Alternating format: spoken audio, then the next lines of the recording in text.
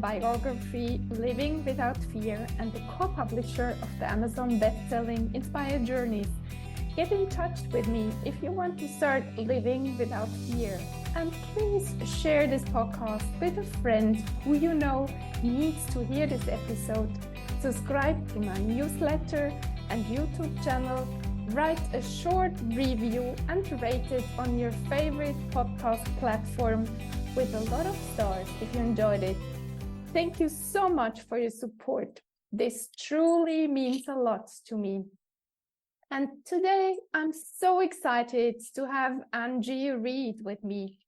She's a two-time stroke survivor, author, motivational speaker, and life coach, focused on helping female stroke survivors reclaim their confidence and move forward with purpose following their stroke. Her books give stroke survivors hope and inspiration that they can rise again after the mental and emotional impact of a stroke, the same way she did 6 years ago at the age of 46 after 25 successful years as a public relations professional. Welcome to the show, dear Angie. Thank you so much. I'm excited to be here. So let's start. Where has been your turning moments in life? Yeah, so everything was going great with my life. I was 46, active, mother of three, and they were teenagers at the time. And just, everything was going along just perfectly, or, quote unquote, perfectly. And then I had a stroke that completely paralyzed the left side of my body for momentarily. Luckily, my husband caught the stroke, saw the signs very, very quickly, called 911, and I got to the hospital very quickly. And I had emergency brain surgery, so a thrombectomy, where they found two clots, one in my neck and one in my brain. They went up and they retrieved the clots and pulled them out. And within, I don't know what timing it was, probably within a couple of hours, I was able to move again on my left side. And it took a lot of rehab to get back to quote unquote normal, but that was definitely the turning point in my life. I mean, I've had a lot of things happen throughout my life, but that was the biggest turning point.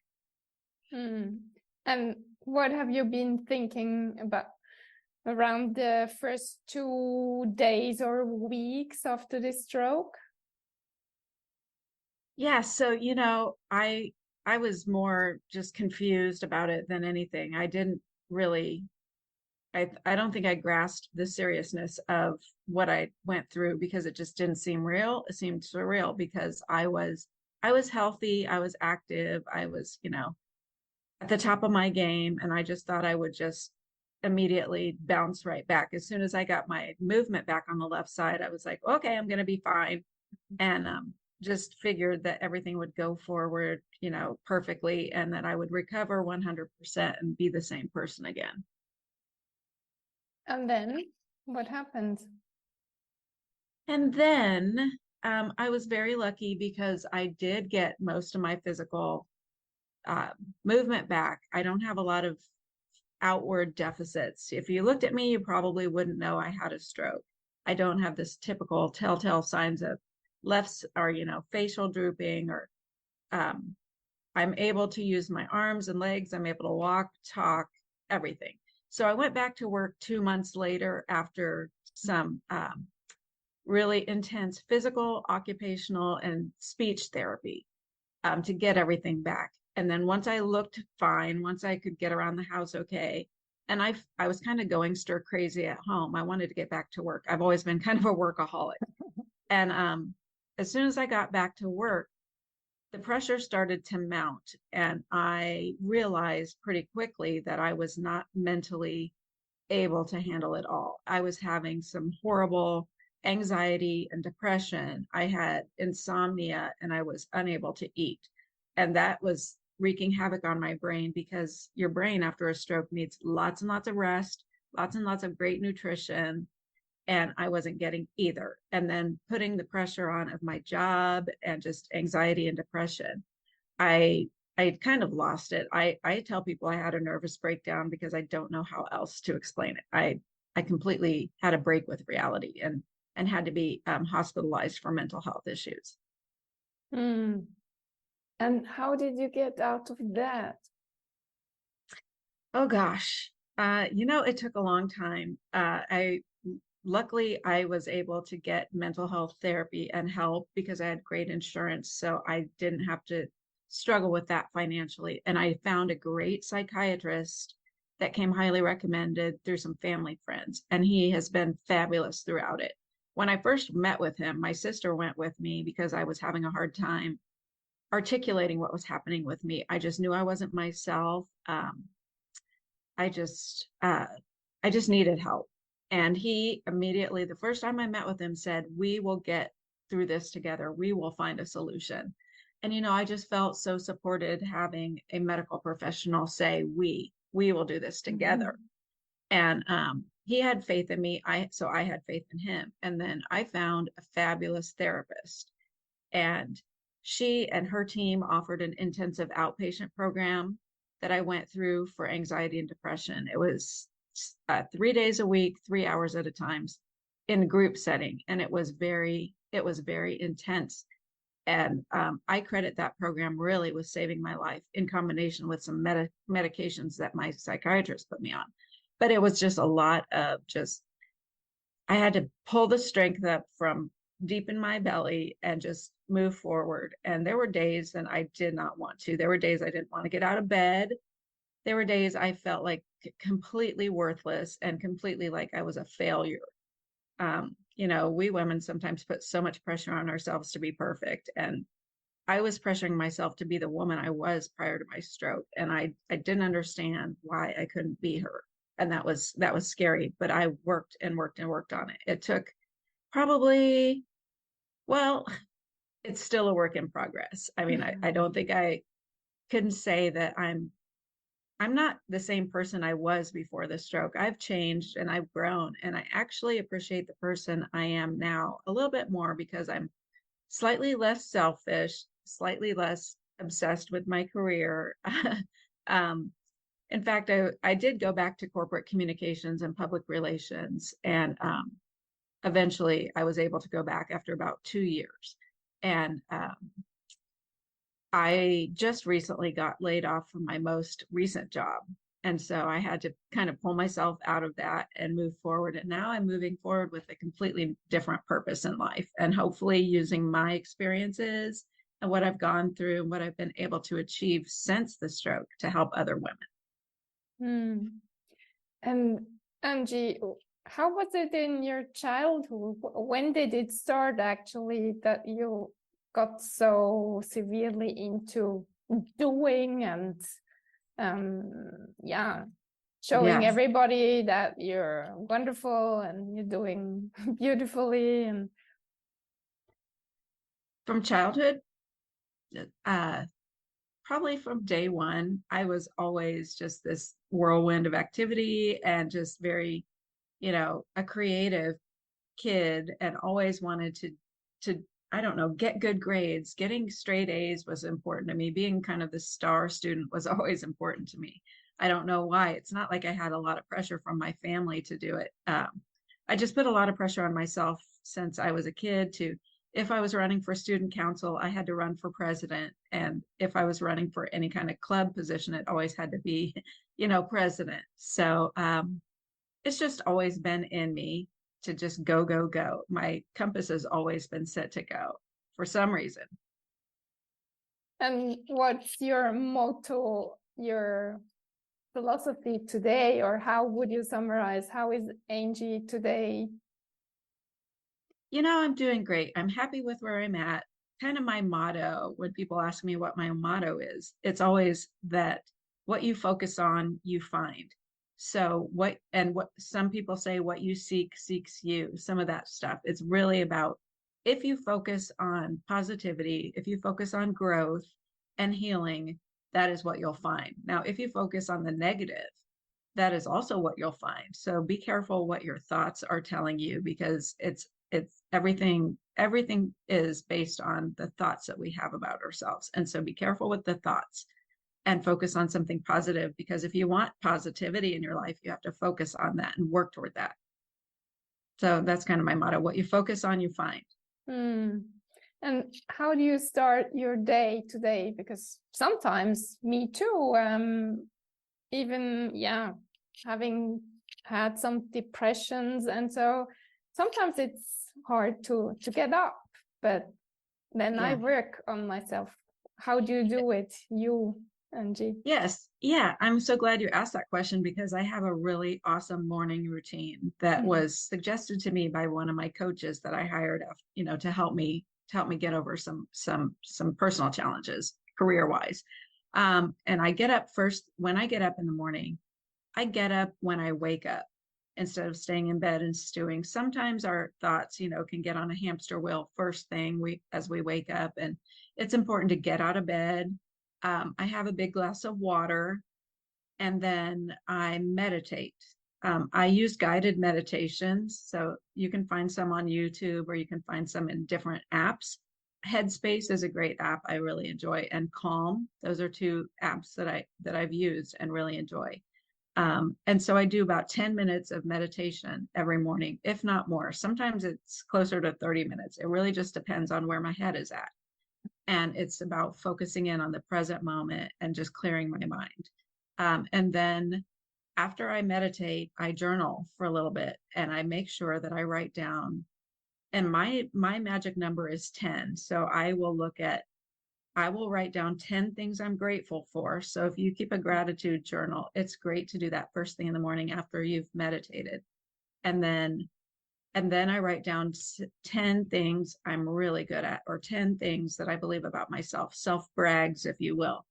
And they start out with I am statements. So, I mean, because the most powerful statement we can tell ourselves every day is I am enough. I do enough. I am enough.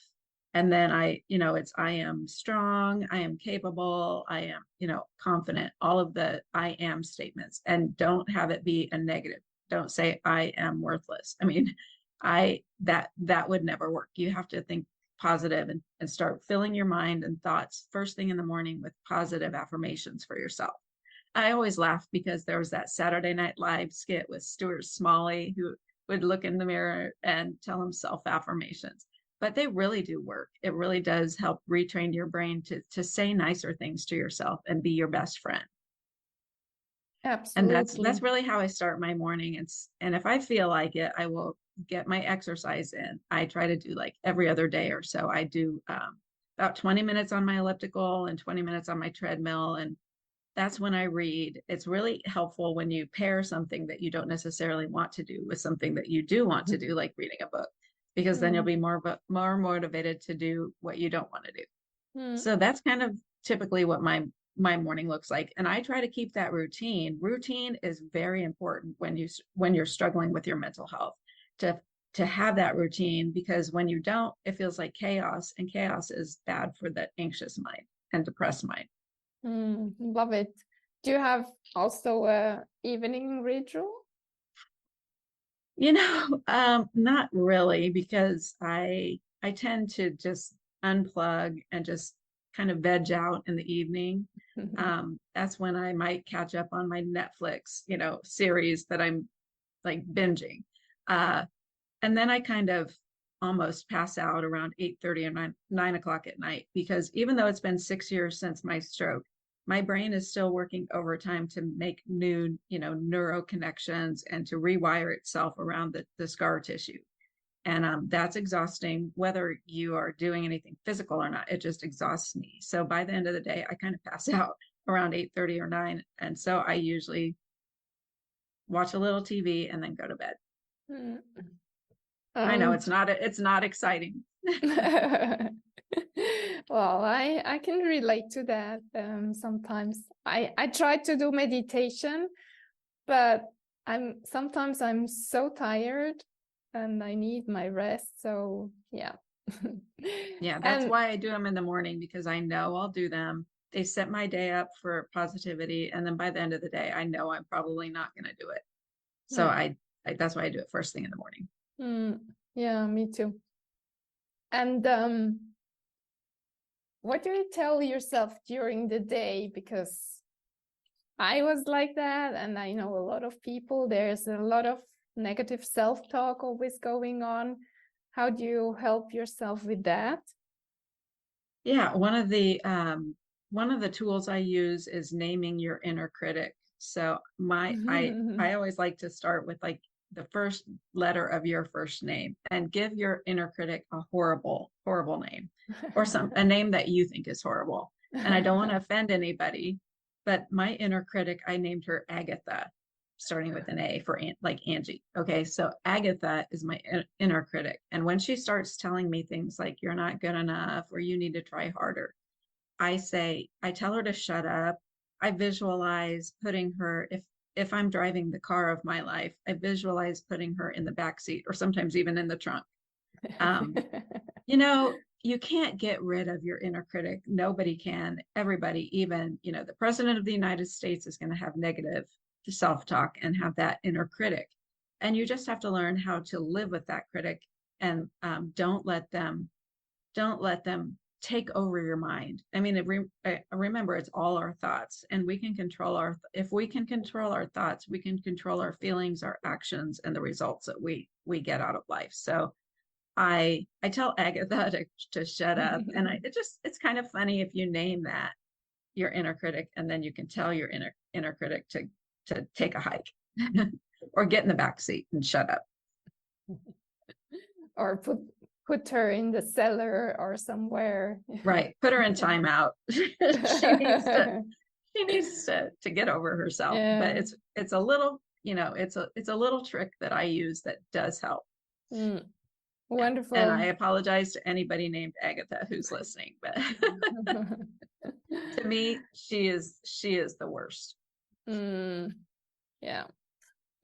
But I think I, it's not possible to not have an inner critic. If you're a human being, you have an inner critic, but it's just a matter of, are you letting them, be a loud voice in your head, or are you letting them be a soft voice in your head? Are you putting them in their place? totally. And what are your dreams nowadays, Angie? Where would you like to, where would you like to be in maybe 5 years or 10 years? Well, still alive, for one Of thing. course. And I look forward to my kids getting married and having kids, hopefully, and becoming a grandma. I mean, I'm already a grandma. My stepsons both have children, and so I'm a grandma to them. And I just look forward to more grandchildren and just living a life that feels really full. Um, Personally and professionally, I hope that my coaching business grows and that I can reach more female stroke survivors and help them overcome the confidence challenge that we all tend to have in ourselves. But when you've had a stroke or another major life crisis, health crisis, it's really easy to feel down about yourself because you can't do what you did before, or you don't think you can. And just overcoming those challenges and mental hurdles. And I really hope I can reach as many women like me and help pull them up, because I went through the fire and there's no reason why everybody else has to. I can give them a shortcut around it, because I've got the tools and techniques and just the the willingness to help, and I've been where they are, so I can understand. So hopefully in 5 years, I'm still coaching people to their greatest level of confidence, and so that they can move forward with purpose. And a lot of people find a new purpose after a health scare or crisis. And that's what I've done, because my purpose before was to just always make a lot of money and keep growing my career in communications. And now I think God has sent me plenty of signals that maybe I should be doing something else. And it feels really good when I talk to other stroke survivors and I'm able to help them.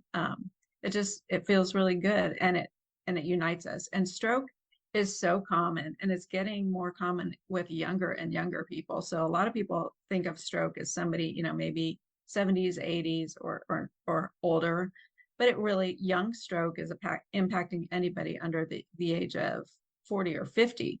And more people are having stroke, and it's scary, and the mental health impact and fallout that you feel after a stroke is something that not enough people are talking about. There are two conditions called, one's post-stroke anxiety or PSA and post-stroke depression, PSD. And my biggest hope is that rehab centers start adding mental health therapy along with physical, occupational, and speech therapy. Mental health therapy, because if you can get ahead of it before somebody has an issue and give them some tools, they might not get into the deep, dark hole that I got myself into. Wonderful. And Angie, is there something we didn't mention until now which helped you a lot on your journey?